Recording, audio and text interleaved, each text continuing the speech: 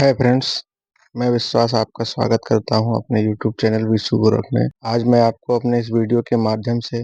सूचना का अधिकार अधिनियम 2005 की धारा 7(3) के संबंध में बताने वाला हूं। अगर आपने अभी तक मेरे चैनल को सब्सक्राइब नहीं किया है तो उसे सब्सक्राइब कर लें। वीडियो को लाइक और शेयर जरूर करें। तो चलिए दोस्तों, शुरू करते हैं सूचना का अधिकार अधिनियम 2005 की धारा 7(3) के विषय में। दोस्तों, जब हम सूचना मांगते हैं तो सूचना मांग लेने के बाद में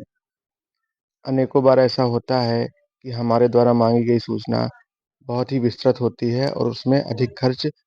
लगता है। ऐसे में सूचना अधिकारी आपके द्वारा जो सूचना मांगी जाती है उसके संबंध में जो खर्चा लगता है उस खर्चे की विवरण को तैयार करता है और तैयार करने के बाद में फिर वो उस विवरण की सूचना आपको प्रेषित करता है कि भाई आपने जो सूचना मांगी है उसमें कुल इतने रुपया का खर्चा आएगा, इसलिए आप पहले इस धनराशि को कार्यालय में जमा करा दें, तत्पश्चात मैं आपको सूचना दे दूंगा। तो ऐसी स्थिति में जब वो आपको इस विवरण की सूचना देगा तो साथ में आपको अपील प्राधिकारी के विषय में भी उसमें उल्लिखित करेगा।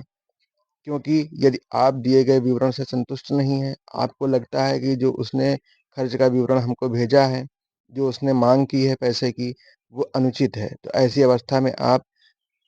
अपील प्राधिकारी को अपील कर सकते हैं और साथ में उस अपील को किए जाने की जो समय सीमा निर्धारित है उसके संबंध में भी वो आपको अवगत कराएगा, ताकि आप जो है पुनर्विलोकन के लिए आप अपील लगा सकें। दूसरी बात, जब आप उसके पैसे को जमा कर देंगे तो जमा करने के पश्चात में फिर आपको वो सूचना बना के देगा। परंतु दोस्तों, यहाँ समझने वाली बात ये है कि सूचना का अधिकार अधिनियम की धारा 7(1) में यह स्पष्ट निर्देश है कि सूचना अधिकारी आपको सूचना सिर्फ 30 दिनों में ही बना करके दे देगा। तो ऐसी अवस्था में जब आपकी सूचना की लागत अधिक होती है तो वो आपको जब नोटिस भेजता है तो नोटिस भेजने के बाद में, यानी कि पैसे जमा करने की नोटिस भेजने के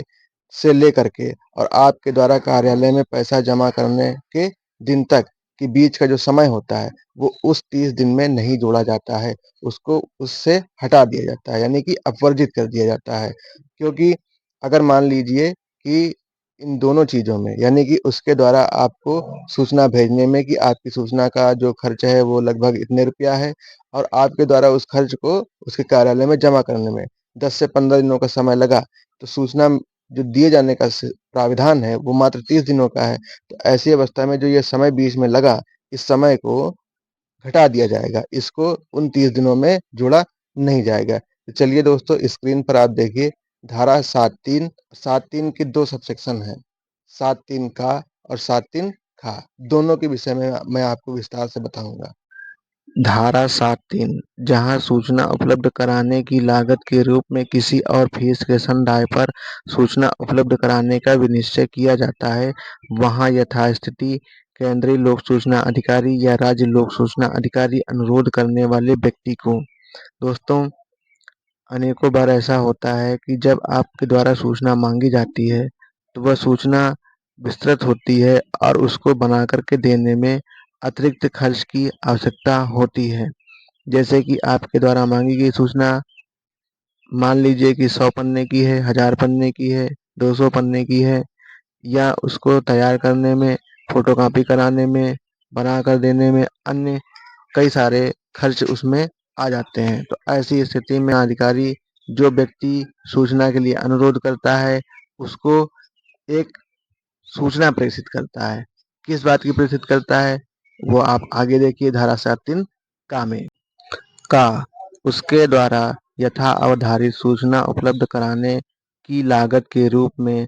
और फीस के ब्यौरे जिनके साथ उपधारा 1 के अधीन विहित फीस के अनुसार रकम निकालने के लिए की गई संगणनाएं होंगी, देते हुए उससे उस फीस को जमा करने का अनुरोध करते हुए कोई संसूचना भेजेगा और उक्त संसूचना के प्रेषण और फीस के संदाय के बीच मध्यवर्ती अवधि को उस धारा में निर्दिष्ट 30 दिन की अवधि की संगणना करने के प्रयोजन के लिए अपवर्जित किया जाएगा। तो दोस्तों देखिए, जब ऐसी स्थिति हो जाएगी कि आपने जो सूचना मांगी है वो सूचना विस्तृत है और उसको बना करके देने में अधिक अतिरिक्त खर्च की आवश्यकता है, उसका पूरा एक ब्यौरा निकाला जाएगा कि आपकी जो सूचना है उसको तैयार करने में फोटोकॉपी का कितना खर्च लगेगा, या फिर कुल कितने पन्ने हैं उनका कुल कितना खर्च लगेगा। इसके अलावा जैसे कि आप उसको डीवीडी में मांग रहे हैं तो उसका कितना खर्च लगेगा, अन्य किसी रूप में जैसे आप उसकी मांग कर रहे हैं तो उसको बना करके देने में लगभग कितना रुपया खर्च होगा। तो इन सब चीज़ों की जो गणना होगी, जो ब्यौरा होगा, तो सूचना अधिकारी आपको यानी कि सूचना मांगने वाले व्यक्ति को उस खर्च के विवरण जो भी उस सूचना को तैयार करने में लगेगा, उसको पूरा एक विवरण तैयार करेगा और तैयार करने बाद में अनुरोध करने वाले व्यक्ति से स्वयं सूचना अधिकारी एक संसूचना भेजते हुए, एक पत्र भेज करके, एक सूचना खबर भेज करके आपसे वो उस फीस की मांग करेगा। और जब आपके पास में वो सूचना आ जाएगी कि इस सूचना को बना करके मिलने में या देने में इतने रुपया खर्चा होने वाला है, तो जब आपके पास खबर आ जाएगी और फिर आप जब उस रकम को अदा कर देंगे यानी कि दे देंगे, कार्यालय में जा करके उस फीस को दे देंगे, क्योंकि ये प्रावधान है कि जो खर्च आएगा उस खर्च का जो वहन है वो सूचना मांगने वाले व्यक्ति को करना है, नहीं कि सूचना अधिकारी को। ठीक है, तो वो जब जा करके उस सूचना की रकम को अदा कर देगा सूचना मांगने वाला व्यक्ति, तो फिर अदा करने के बाद में होगा ये कि जो 30 दिन की अवधि होती है कि सूचना आपको बना करके दे दी जाए। धारा 7(1) में 30 दिन का समय होता है कि सूचना अधिकारी आपको 30 दिनों में ही सूचना बना करके दे देगा। परंतु जब सूचना को बना करके देने में अधिक खर्च की आवश्यकता होती है तो पहले वो आपको एक खर्च की सूचना भेजेगा, फिर आपके द्वारा उस खर्च के सापेक्ष वहां पर जा करके फीस को अदा करना पड़ेगा। तो इस दौरान जो भी समय है उस समय को, जो 30 दिन का समय होता है, उस समय में क्या कर दिया जाएगा, अपवर्जित कर दिया जाएगा यानी कि उसको घटा दिया जाएगा। यानी कि जैसे कि आपके द्वारा पैसा जमा करने में और उनके द्वारा मांगने के बीच में 10 दिन का समय लगा, तो कुल मिलाकर के अब आपको वो सूचना 40 दिनों में मिलेगी, यानी कि 30 दिन में मिलनी चाहिए थी, 10 दिन का समय अतिरिक्त लगा तो वो उसी में अपवर्जित करके 40 दिन का समय में आपको सूचना प्रदान की जाएगी। खा प्रभारित फीस की रकम या उपलब्ध कराई गई पहुंच के बारे में जिसके अंतर्गत अपील प्राधिकारी की विशिष्टियां, समय सीमा, प्रक्रिया और कोई अन्य प्रारूप भी हैं, विनिश्चय करने का पुनर्विलोकन करने के संबंध में उसके अधिकार से संबंधित सूचना देते हुए कोई संसूचना भेजेगा। देखिए,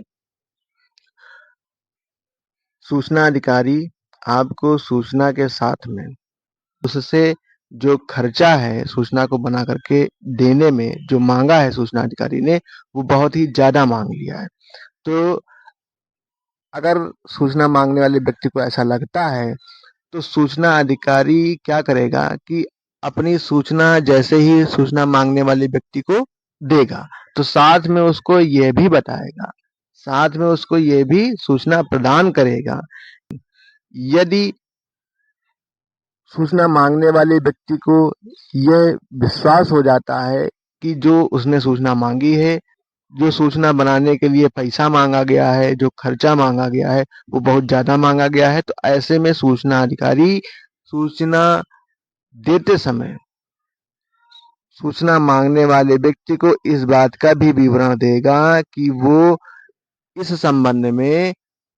कहाँ पर अपील कर सकता है, किस अधिकारी को अपील कर सकता है, उसकी समय सीमा क्या होगी, कितने दिनों में कर सकता है, या पुनर्विलोकन कितने दिनों में कर सकता है, यदि वो संतुष्ट नहीं तो आपत्ति कितने समय में लगा सकता है। तो इन सभी चीजों की सूचना भी, जानकारी भी सूचना देने वाले अधिकारी को सूचना मांगने वाले व्यक्ति को दिया जाना आवश्यक है,